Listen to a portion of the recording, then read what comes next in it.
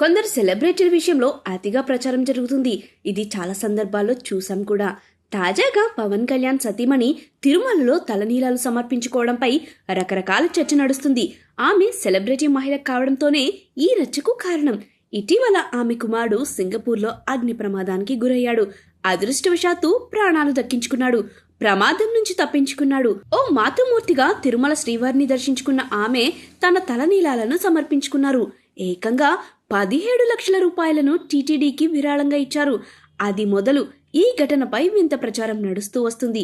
అయితే గతంలో తిరుమలలో చాలా మంది మహిళలు తమ తలనీలాలు సమర్పించారు.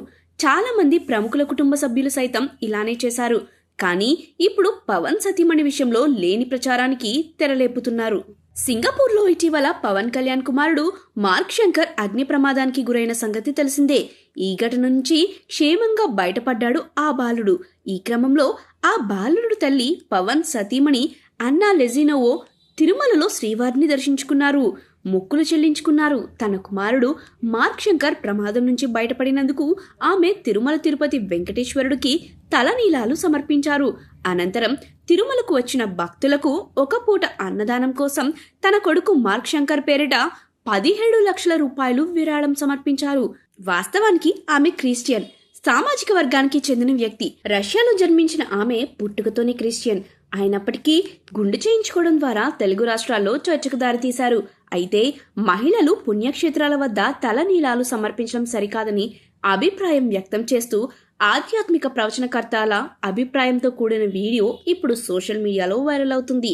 అయితే దీనిపై భిన్నాభిప్రాయాలు వ్యక్తమవుతున్నాయి. ముఖ్యంగా పవన్ సతీమణి తలనీలాలు సమర్పించడంపై ఎవరికి తోచిన విధంగా వారు సోషల్ మీడియాలో పోస్టులు పెడుతున్నారు. ఈ నేపథ్యంలో ప్రవచనకర్తలు గరికపాటి అనంతలక్ష్మి వీడియోలను పోస్ట్ చేస్తున్నారు. గరికపాటి మాట్లాడుతూ ముత్తైదువులు తిరుమలలో 3 కత్తెర్లిస్తే సరిపోతుంది, గుండు చేయించుకోవద్దంటూ మాట్లాడారు. ఈ వీడియోను ఇప్పుడు తెగ వైరల్ చేస్తున్నారు సోషల్ మీడియాలో.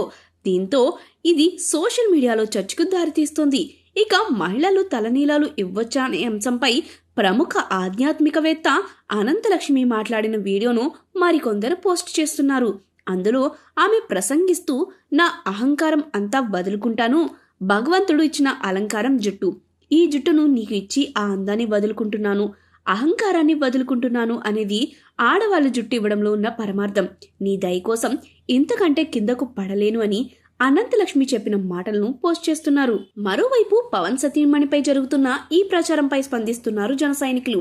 గతంలో తెలంగాణ సీఎం కేసీఆర్ సతీమణి శోభ తిరుమల శ్రీవారికి తలనీలాలు సమర్పించిన వీడియోను బయటపెడుతున్నారు. 2023లో అక్టోబర్లో తిరుమల వెళ్లిన కేసీఆర్ సతీమణి శ్రీవారికి తలనీలాలు సమర్పించారు. అప్పుడు లేని నోరు ఇప్పుడు ఎలా లేస్తుందని జన సైనికులు సోషల్ మీడియా వేదికగా మండిపడుతున్నారు. మొత్తానికైతే ఓ క్రిస్టియన్ మహిళ భగవంతుడిపై అభిమానంతో తన కుమారుడికి తప్పిన ప్రమాదంపై స్వామివారికి తలనీలాలు సమర్పిస్తే సంతోషించాల్సిందే పోయి వ్యతిరేకంగా ప్రచారం చేస్తుండటంపై విమర్శలు వ్యక్తమవుతున్నాయి.